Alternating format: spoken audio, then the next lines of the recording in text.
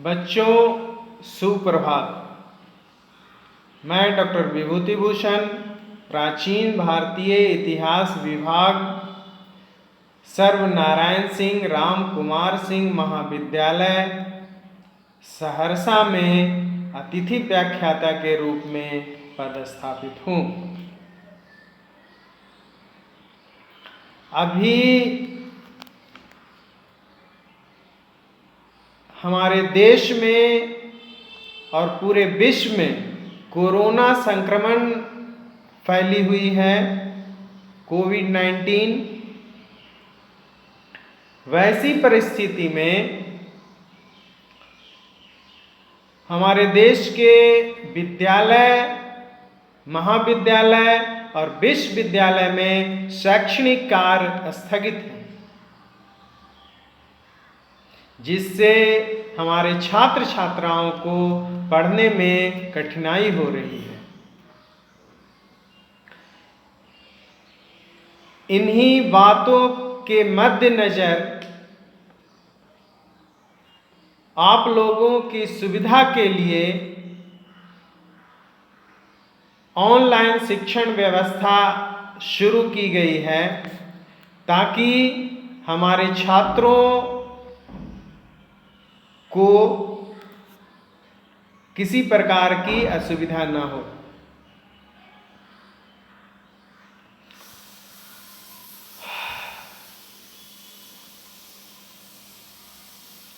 बच्चों, आज मैं गुप्ता डायनेस्टी के बारे में बताऊंगा। आप लोगों को गुप्त साम्राज्य के बारे में आज कुछ जानकारी देने का प्रयास करूंगा।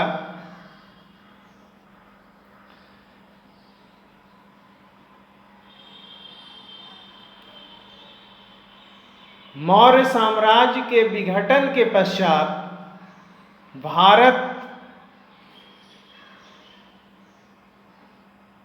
में ऐसी कोई शक्तियां नहीं बन रही थी जो पूरे भारत को एक सूत्र में बांध सके, यानी कि भारत में विकेंद्रीकरण की स्थिति बन रही थी, जिसकी भरपाई कुछ हद तक कुषाणों ने किया।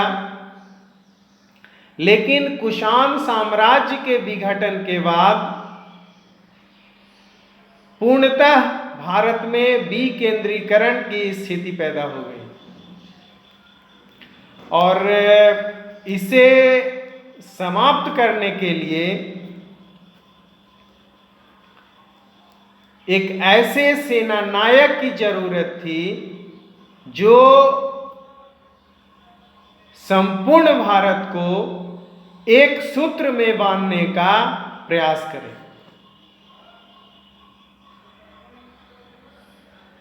हालांकि कुषाण शासक पश्चिमी पंजाब में एक निर्बल शासक के रूप में शासन कर रहे थे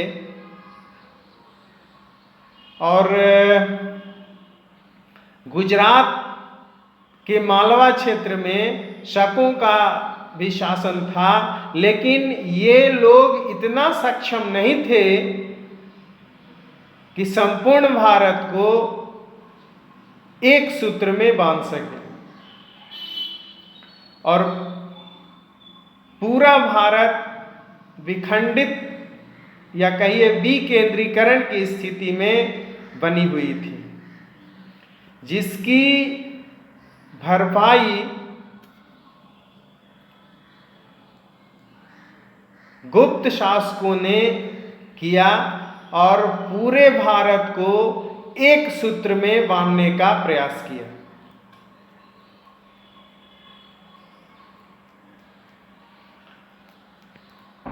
गुप्त साम्राज्य के बारे में जानने से पहले हम ये जान लें कि गुप्त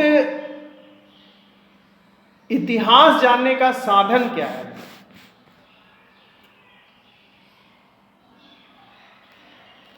गुप्त इतिहास जानने का दो साधन है, साहित्यिक और पुरातात्विक। साहित्यिक वो है जो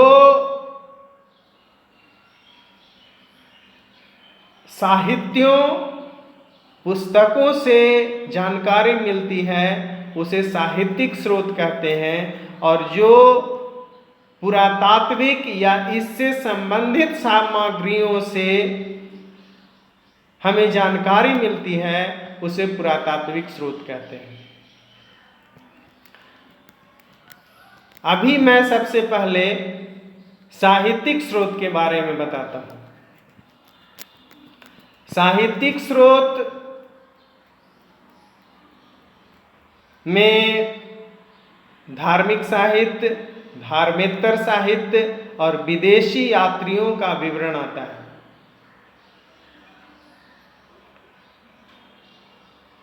धार्मिक साहित्य में सबसे पहले पुराण आता है,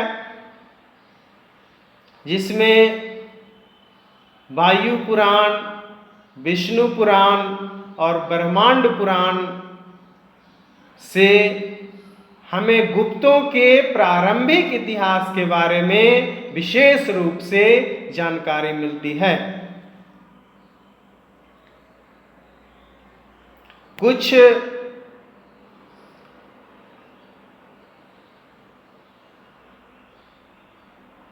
पुस्तकें जो बौद्ध धर्म से संबंधित है,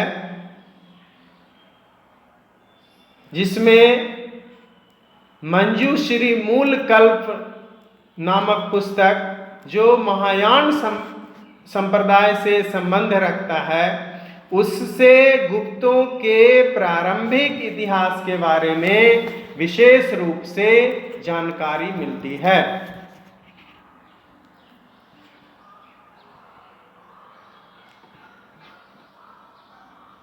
और एक पुस्तक जैन साहित्य का भी है, जो जिनसेन सूरी द्वारा लिखा गया है।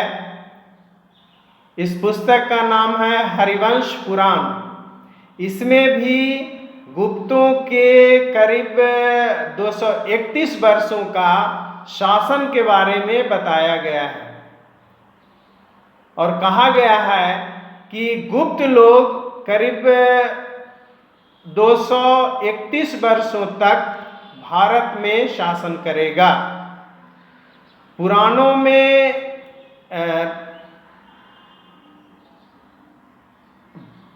भविष्य काल में लिखा गया है, किसी भी चीज को करेगा करके लिखा गया है, किया जाएगा या कर रहा है, नहीं करेगा। इस तरह धार्मिक साहित्यों से हमें गुप्तों के बारे में विशेष जानकारी मिलती है। फिर एक पुस्तक है या कहिए नाटक है, विशाख दत्त का देवी चंद्रगुप्तम। इससे भी गुप्त साम्राज्य के बारे में जानकारी मिलती है, जिसमें विशेषकर शकों का भारत पे आक्रमण के बारे में बताया गया है, जिसमें चंद्रगुप्त द्वितीय शकों पे आक्रमण कर उसे हराया और वापस लौटने के बाद अपने बड़े भाई जो शासक के रूप में पदस्थापित था, उसकी हत्या कर और उसकी पत्नी ध्रुवा देवी के साथ वैवाहिक संबंध स्थापित किया।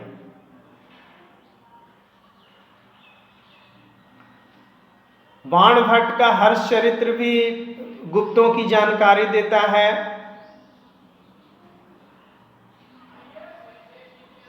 फिर कालिदास का मालविकाग्निमित्रम, रघुवंशम और अभिज्ञान शाकुंतलम जैसे पुस्तक हमें गुप्तों के सामाजिक और सांस्कृतिक इतिहास के बारे में विशेष रूप से बताता है। कहा जाता है कि कालिदास गुप्तों के नवरत्नों में से एक थे। 9 रत्न में एक कालिदास भी थे। फिर एक कौमुदी महोत्सव नाटक है जो बज्जिका द्वारा लिखा गया है। इसमें चंद्रगुप्त प्रथम के बारे में विशेष रूप से बताया गया है।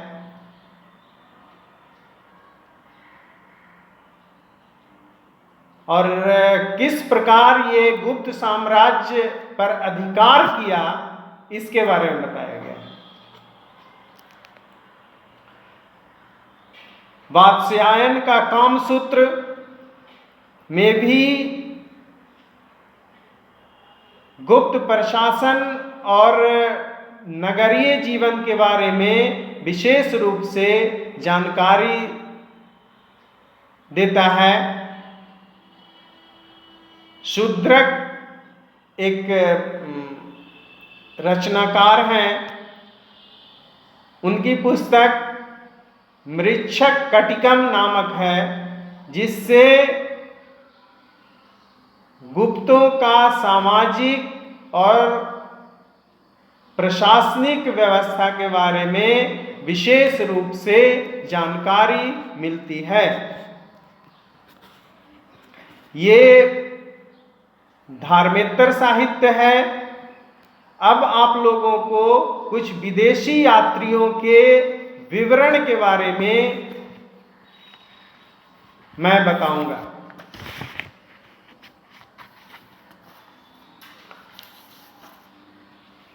जिसमें सबसे पहले चंद्रगुप्त द्वितीय के कार्यकाल में भारत आने वाले चीनी यात्री फाहियान थे, जो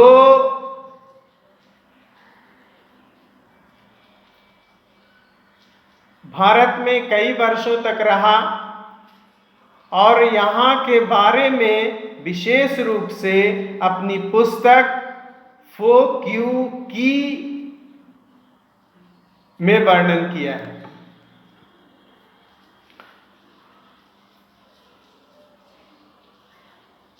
इसके बाद एक चीनी यात्री आए थे हुएनसांग, जो हर्षवर्धन के कार्यकाल में भारत आए और कई वर्षों तक भारत में रहकर बौद्ध धर्म से संबंधित अध्ययन किया और पूरे भारत का भ्रमण किया। ये करीब 12 वर्षों तक भारत में रहा। ये अपनी पुस्तक CU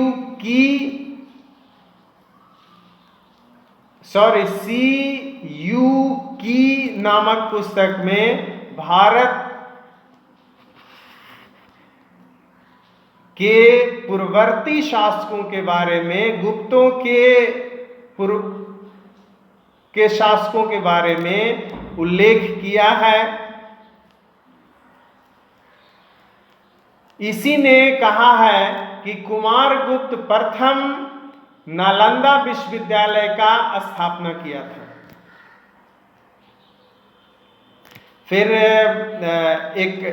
इसके बाद करीब 671 ईस्वी के आसपास एक चीनी यात्री आए थे,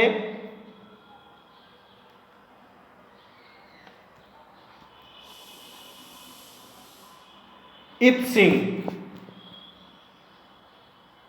ये भी गुप्तों के बारे में बहुत सारी जानकारियां दी।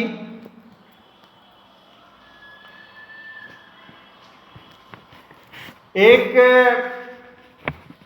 शासक था, गुप्त साम्राज्य के समय में समय की जानकारी अलबरूनी के तहकीक के हिंद से भी मिलती है। इसमें गुप्त संबंध के बारे में विशेष रूप से बताया गया है और गुप्तों के प्रारंभिक इतिहास के बारे में बताया गया है। इन सभी साहित्यिक, धार्मिक, धार्मेतर और विदेशी साहित्यों से हमें गुप्त साम्राज्य के बारे में विशेष रूप से जानकारी मिलती है।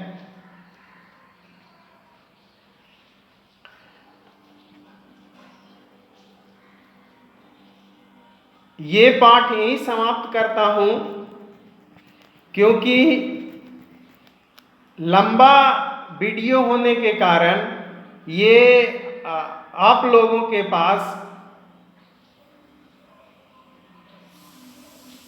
सुलभ तरीके से नहीं पहुंच पाता है। इसलिए आज का पाठ यहीं समाप्त करता हूं। इसके आगे का पाठ अगले व्याख्यान में करूंगा। यदि किन्हीं विद्यार्थी को, छात्र छात्राओं को किसी भी प्रकार का मन में प्रश्न हो या हमारे व्याख्यान से संबंधित कुछ प्रश्न हो, तो वो हमारे मोबाइल नंबर, व्हाट्सएप या ईमेल पर संपर्क कर हमसे अपने प्रश्नों का उत्तर जान सकते हैं। मेरा मोबाइल नंबर है 9441840043 और यही मेरा व्हाट्सएप नंबर भी है। Email address biiv1980@gmail.com। इन्हीं शब्दों के साथ मैं अपना व्याख्यान समाप्त करता हूं। धन्यवाद।